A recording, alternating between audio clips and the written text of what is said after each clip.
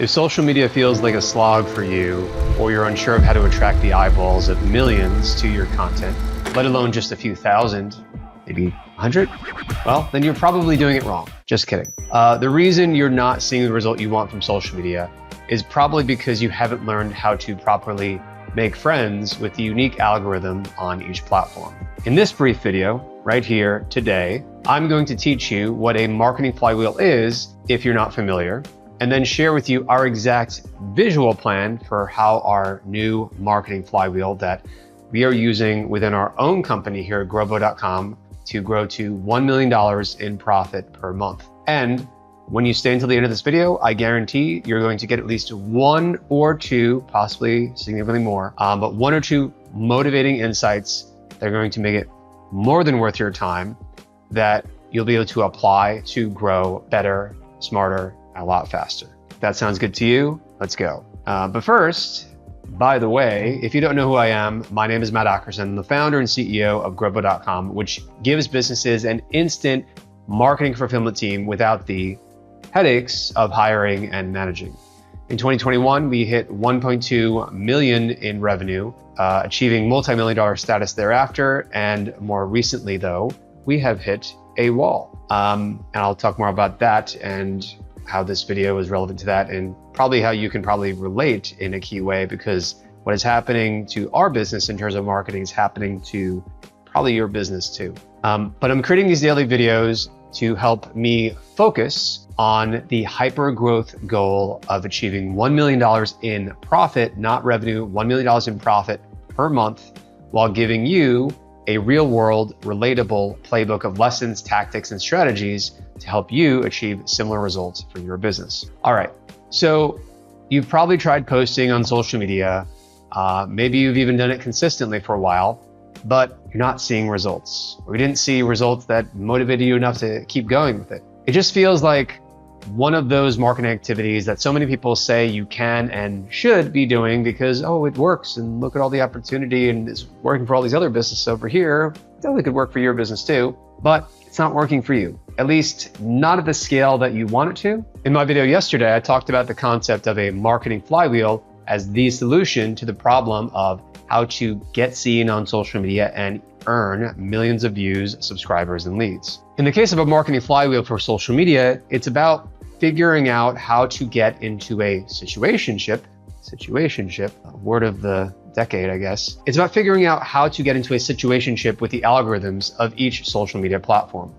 And I say a situationship here half sarcastically, but also half seriously, because you should never build your business to be too heavily reliant on or committed to one sole platform for leads coming in at the top of your funnel to drive awareness and basically to power the entire rest of the funnel. Because you need first to drive awareness to get your funnel to ultimately light up like a Christmas tree at every level, from awareness to interest and engagement, all the way to the bottom of the funnel where actually purchase decisions are being made. In the case of Growbo, my company, we were too reliant on Google search for our lead gen up until the last couple of years. And traffic was going great until it wasn't. Google has changed its algorithm a lot in the last 2 years at the time of this video, and just kind of gone like da-da-da-da-da, and then like this. And it's not that we've been doing anything wrong. If anything, we've been continuing to do consistently what has worked for us for many years. But Google, they decided that they were going to change the whole approach and user experience to search engines, where basically, as you may know, you go to Google, you search, you see AI overviews at the top of search, and you get your answer right there most of the time. So they go ahead and they're scraping websites, your website, along with ours and everyone else's, and they present the answers directly to the user in the search experience, thus resulting in fewer and fewer clicks for your business website, for ours, for everyone's. And soon, according to Neil Patel and others, Google is going to be moving towards a pure AI mode experience. They already have launched it. So I've tested it, it's good. It's basically like a chatbot essentially type of experience. But they're gonna be going towards that pure AI mode experience with the visibility of any third-party website, basically everyone's website. The visibility will be minimized even further. And it's, I don't know, in my opinion, it's kind of messed up that there was this symbiotic relationship between website owners and Google for over 2 decades. And then they used all of that copyrighted content to train their own AI model on, which in turn has led to less traffic and little, if any, credit being given to site owners and businesses who produced that content in the first place. HubSpot, for example, if anyone is going to know about inbound marketing and getting and being the best that they possibly can be at maintaining organic inbound traffic, it would be HubSpot. HubSpot, for example, though, in the midst of all these changes, experienced an 80% drop in organic traffic year over year as measured by multiple SEO tracking tools. Other companies have seen traffic declines by as much as 90 to 99%. So if you've seen your traffic drop in terms of organic being search traffic, that is, you're not alone. Basically, this change has affected everyone, and it's a key reason why many businesses, ours included at Grobo, are shifting fast to focus on social media along with other channels. For so long, I feel I just took that steady Google traffic for granted. It was highly qualified traffic, and it was going great, and it was just continuous and steady and going up and to the right. It was a key and important factor in how we grew by 936% from 10K MRR to over 100K MRR in just 8 months for our new done-for-you marketing team service back in 2021. But now, we can't just complain about it and say, hey, but you owe us traffic. Because ultimately, if there's a legal issue in terms of the copyright that I mentioned, hopefully that will be fought out in the courts, and the right thing will hopefully get done there, if anything. But in the meantime, we need to adapt as business owners, as marketers, as entrepreneurs. We need to adapt. So for that reason, I'm determined to scale by solving the problem of social media once and for all. Because social media, for us, it's just something I never really believed in. I always sort of poo-pooed it, social media, that's cute, it's nice, but we're looking to do business with other businesses. We are a B2B business, and social media is for people who just want to watch TV online and just scroll, and there's no real intent behind that. And I've been wrong about that. I believe fundamentally I've been wrong, and that's why us and other businesses are playing catch up now. Perhaps you can relate. From my research, it seems like it's actually possible to grow faster on social media than might have been ever possible through old SEO methods.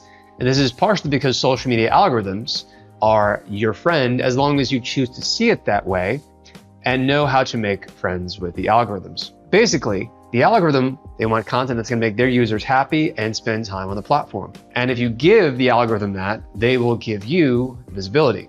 That's the trade, and it's similar to the symbiotic relationship that used to exist between websites and Google. So that being said, the marketing flywheel is the best, simplest, and most robust solution to help you grow your business faster than you may have otherwise thought possible through social media. It's based both on what I've seen work and not work for us so far in terms of our experiments, and it's also inspired by similar systems used by Alex Hormozi to scale to millions of followers on social media in seemingly record time. It happened over years, but relatively speaking, it was quite fast. I think it was within 12 months that he scaled to over 1 million followers initially. So he's used that to scale to millions of followers on social media, and most recently do a $100 million in revenue book launch for a book, made over $100 million in revenue. And this is also inspired by what we've studied and seen working for Neil Patel, whose agency, NP Digital, is doing a healthy 9 figures in sales revenue, working with many Fortune 1000 and international brands. So we'll talk more about AI SEO and AKA GEO, or generative engine optimization, some other day. We're going to revisit that. That door is not closed on SEO. It's just that we have to go through a different door now. So we'll come back to that, and we'll talk about how to evolve our thinking and execution on that going forward. For now, though, for the purpose of this video, here's the simple definition of a marketing flywheel and how it works. At a high level, a marketing flywheel means making some content, publishing that content, and then observing the results that content gets while trying to extract some insights or lesson learned, and then rinse and repeat, repeat, repeat. Sounds simple, right? Almost to the point of being obvious.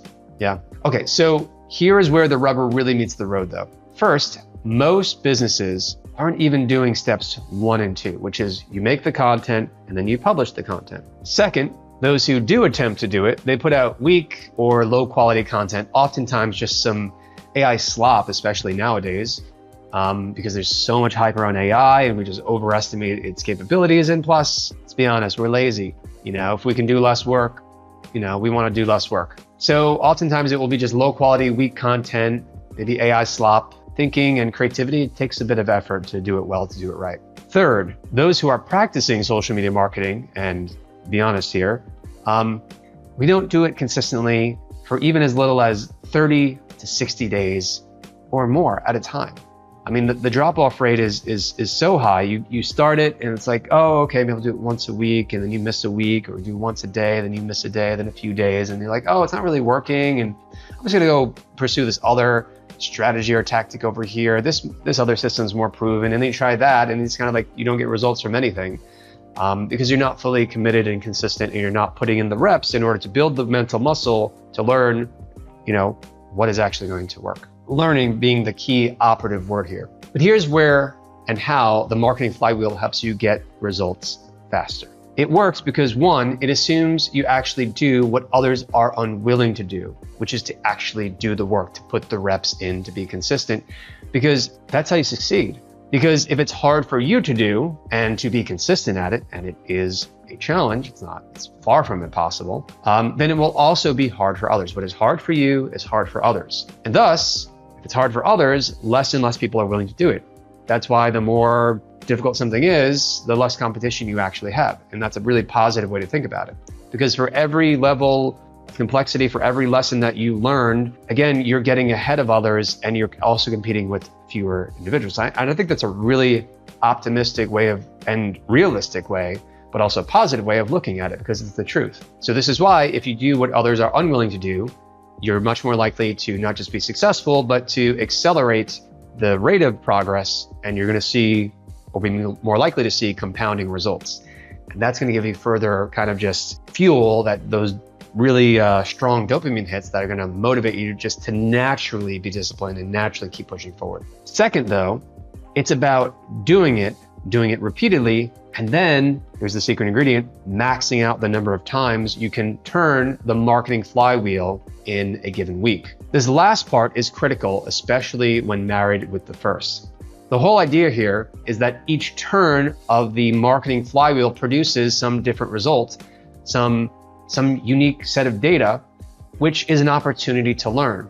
You produce some content, like a video, a post, a reel, you publish it, and some number of people see it, maybe very few, maybe more than a few, maybe it's a hit, and thousands or even millions of people see it. And then you take this, you read over the data, you observe the input married with the output. The creation and publishing of the content married with the output, which is the results, which you then read over and synthesize into some sort of learning or insight. And the more frequently that you do it, well, the loop gets tighter, you become more and more efficient at it. So every time the loop closes, for example, content in, result out, you get data which you can then learn from. You can learn more often and faster from. And what we are fundamentally learning, we're learning here how to whisper sweet nothings to the social media algorithms so that it shows us all the love, baby, in the form of more and more visibility, all right, on the platforms, and ideally relevant visibility within our target market. The relevance, by the way, we can talk more about how to achieve that in another video. It basically just comes down to aligning, topical content with what your target market actually wants to hear about. It's like you can get millions of views probably a lot faster making funny cat videos on your social media channels, but are you going to get relevant visibility, like eyeballs that are also sort of like in the frame of something about business if you're selling to other businesses, if you're making content about cats? No. So relevant visibility is also what we're going for here. We'll come back to that and talk more about that another day. To recap here, what's the key magic ingredient? What's one of the key insights here that I had that I want you to walk away from this video with too? It's that you max out your marketing flywheel on a weekly basis because of the benefit that is going to give you. Don't just do it consistently. No, you'll benefit the most and succeed the fastest when you do so in volume, okay? Because you will learn fastest what the social media algorithms most likes and most wants you to produce in terms of content and topic and format, and what it does not, all right? So then you can make more of what works and less of what doesn't, which means you not only grow, but you are going to grow at the maximum possible rate of growth. So here, I'm going to turn to this screen over here. So you can see how simple it is. It's really three-ish steps. And obviously under each step, there are multiple actions and, sub-steps that need to be taken. But what I find useful about this, and the way that this is actually going to be useful to our team, I'm literally going to send them this video and send them this diagram, and this is what we'll be working off of. It's ultimately extremely simple, and this makes things a lot easier because it's like, what are the inputs? What are the outputs of the system? All right. And these are all within our control. This is not saying the output is 1 million views. No, I'm sure that we'll get there, but, and that assumes consistency and diligence and again, just going around the flywheel here. But you can see like the inputs for us are 1 article per day, 1 video recorded. Again, basically what I'm doing here right now. Step 2 is we're gonna edit that article. We have an editor on the team. We also have video motion graphics artists and video editors to basically refine the videos, make them a little more professional. What's up guys, how you doing? Step 3 is we splice the article or video into social posts, splice it into video reels, all right? So for step 3, we're splicing the article or video into social posts, splicing it into video reels, and that brings us to the outputs, which are the deliverables. A finished edited article with research and images included in it, 1 edited, polished video, okay? And specifically under the publishing step, obviously what we're doing here with an article, we're publishing it on WordPress, maybe we're syndicating it to other platforms as well, like Medium, for example. Maybe we're syndicating like a repurposed version, like a summarized version over to LinkedIn, depending on the SEO risk or benefit there, to the extent that SEO is, really a source of leads and traffic for us right now. And we have the edited, polished video, and that's going to get published on YouTube. We'll also be promoting that with a newsletter. So for the social media posts and social media native platform content itself, here, and this is research backed, by the way, because I did my own research. I also worked with ChatGPT and the deep research feature. I said, okay, what's the frequency of posting? I also looked at what is Alex Hormozi doing in terms of his posting schedule and Neil Patel's. So this is a synthesis of what they're doing. If we were only doing like 1/10 of what they're doing, that's probably pretty good. Hormozi has also talked a lot about like volume of content publishing too. So I was curious to see like, is he putting out like 10, Facebook Reels a day? The answer is no. And you don't necessarily have to do this. Again, you can double down and focus on one platform. But what we're doing is 1 image or carousel post for Instagram, 1 post for LinkedIn, 1 post on YouTube, 1 post on Facebook. And then for Instagram Reels, we're gonna do 1 for Instagram. So basically 1 to 2 posts, Reels, could be a carousel reel or a carousel type post as well. So 1 to 2 posts in general on Instagram per day. For a video reel, we're either going to do 0 to 1 for LinkedIn, I put here because according to Neil Patel and I think Hootsuite research in preparation for this video, they said between 1 to 2 on LinkedIn, but you don't want to overdo it because you're really like it seems like there might be some sort of an algorithm penalty if you're doing more than that. So just focus on quality over quantity for LinkedIn. I'm going to look more into that and share the results as we go forward here so that because we're just going to test it. We're trying to push the limits once we establish this level of output. We'll do 1 video reel for YouTube, aka YouTube Shorts, and 1 for Facebook. So about 2 posts for Facebook per day and 2 posts for YouTube, in addition to the main video being long form like this hosted on YouTube. 3 short videos for TikTok. So with TikTok, it just sounds like their algorithm is just better in certain ways in terms of like getting content in front of the right people. And it's all pure like video shorts. That's like, that is the platform. I believe that's like their main kind of unit of interactive content. It's all video shorts, to my understanding. Again, I'm kind of TikTok retarded because I have not really ever used TikTok, but I'm open to testing it now. And I don't know if I'll install the app on my phone. I think it still has some Chinese Communist Party links, allegedly, and I don't trust that. And I try to be security conscious in terms of, being a developer. But anyway, I think we're gonna try TikTok as well.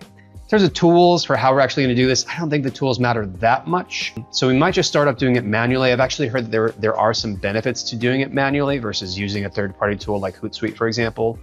We're looking at a few others though. I'm not saying I recommend Hootsuite. So I think we'll start off doing it manually. Again, it's not about, like, people can obsess so much over like, oh my God, like what tool are you using? It's like, does it matter just for starting? Okay. Does it matter just for getting it out? Probably not. And if anything, there might be a benefit of just going in there and doing it manually to start.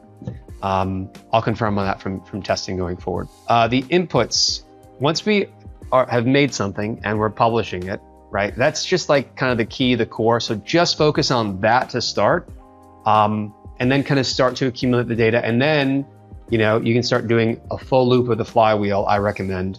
Because a lot of people just struggle with actually doing the thing and then doing it consistently. And I'm no different. I'm the worst at being consistent, let me tell you. I'm just only now trying to change to be a better founder and CEO, and thus I'm committing to doing this consistently. So the inputs for learning, observing, and applying in the final two steps here before we actually complete the loop in the flywheel and then repeat. The inputs are reading the data, observe the data, looking for spikes or outliers. The first time you do this, it's like, there's no wrong way. It's just try to open your mind and try to be a sponge, and you're going to naturally start, it's gonna naturally start to make sense to you over time. So try to get a little comfortable with that ambiguity of okay, oh my God, I just put out 3 posts and I'm not getting a lesson learned that I can then take action. It's like, okay, maybe you're looking at the data wrong. Maybe you're not seeing it for the minimum viable benefit, which is that you learned what isn't working. So try to look for data, look for spikes and outliers, because those spikes in the data, that might be something to double down on, okay? But try to understand too, in terms of aligning with content that's relevant to your target market, that's gonna get those relevant views. Because if you make a variety of content, which I do recommend, in terms of scope and topic and format at first, you wanna cut a wide swath, right? You wanna throw a bunch of spaghetti against the wall and see what sticks. But if you're making cat videos again, and your target audience is business owners, obviously you might see a spike from that, but then that doesn't mean double down on making cat videos, all right? The outputs are writing down your observations, extracting specific lessons, forming hypotheses that you will then test on the next loop or loops as you turn the flywheel. So what patterns do you see? You want to, again, just absorb, focus on absorbing. And then over time, you want to be evolving your core working hypothesis or hypotheses in terms of what is the format of content and what are the topics and what are the hooks that are going to work to, get maximum visibility and have us be rewarded with more views in terms of the Facebook, Instagram, or whatever algorithm, working with the algorithm to achieve the results that we're looking for. So for example, your hypothesis could sound something like, if we post about X in Y way, we will see Z kind of results, okay? One of the key things to remember is that there is no silver bullet. The only silver bullet that I found that actually works is focus, simplicity, and most of all, doing the work and doing so consistently for an extended period of time. Remember, it doesn't have to be forever, but it often does have to be for right now. That's the way that I look at it. I don't see myself necessarily, I'm okay with being the face of the business for years, maybe decades into the future. And I'm not really used to that idea. I'm kind of more of an operator, I think, behind the scenes, but it's about doing what the business needs right now. And that's what the business needs. So that's what I'm doing. Because if you want to be successful, you have to pay the price of success. So right now, I think I'm the best person equipped to do this. And it's actually kind of fun. The more that I get into it, that you feel a sense of momentum building. So commit for even just a week, do it every day, all right? And you're going to get some stuff done. You might not see results immediately, but you're going to start turning the flywheel. You're going to build that muscle. You're going to start to get some lessons learned. And by the way, you don't have to do the volume of content that I'm doing here.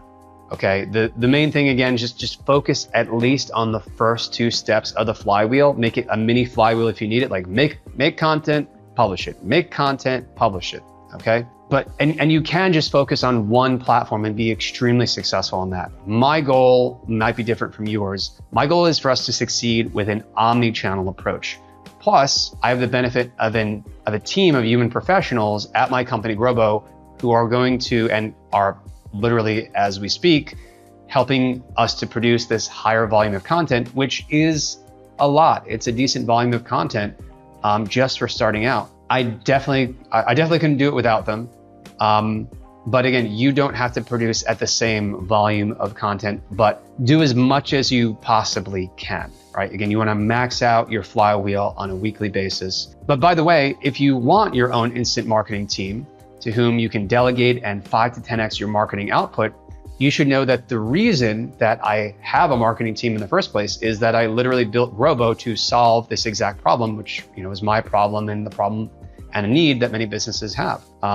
If not every business needs a marketing team at some point. So for a flat monthly fee or for less than the cost of 1 full-time remote employee, Grobo gives you a complete marketing fulfillment team of real human professionals offering you 13 skill sets like copywriting, graphic design, web design, dev support, social media, app management, ads management, and more. Okay, you get a full team for a flat monthly price for less than the cost of 1 full-time remote virtual assistant. And you can delegate unlimited tasks and projects to your Grobo team each month. Pricing scales beautifully and affordably based on how much marketing work you need done and how fast of a turnaround time that you're looking to achieve in terms of your tasks and projects. Because basically on the higher level packages that we offer, you can be running multiple projects or tasks. We can be working on multiple things in parallel for you at the same moment. So pricing scales based on your budget and your needs. Plus, with built-in quality checks and our own proprietary delegation platform, you always know where your projects are at and when they will be completed. The Grobo app, it lets you delegate through voice, video, and typing to your team. Basically, you just say whatever you want done. The project manager will parse it, gather any requirements that need gathering, and then delegate it for you. Or actually more like you're delegating, but then they set up the project, within the platform, and you get to sit back and watch your vision for whatever it is you've delegated come to life as progress bars, again, within the app, move from 0 to 100%. It's really cool, and it's incredibly valuable, and it's how I am literally able to accomplish what I'm setting out to accomplish here. So to learn more and to try it risk-free for 14 days, visit grobo.com. All right, so I'm gonna get to work executing with our team on our marketing flywheel, and I'll be sharing the results with you in videos coming up and more strategies that I hope are helpful and you find them valuable. If you're watching this far, chances are, yeah, you found it valuable. So that's awesome. But the key thing is to apply, to take action. That's why I'm trying to keep it tactical as well as high level enough to help you, apply this framework to your business. So you can kind of like massage it, fit it into place, whatever you're offering and whoever your target market is. And today was day 8, by the way, in our $1 million profit per month challenge. So in general, my goal is here to share the journey with you. So if you're getting value and enjoying this so far, please let me know by liking, subscribing, and leaving a comment. I would personally love to hear from you, love feedback. And if you know someone who would benefit from this content, please consider sharing this with them because it's support from people like you who help us to keep growing this movement so that we can achieve freedom and prosperity through our businesses and basically help the world solve problems while making money. So keep growing and stay focused. I'll see you soon.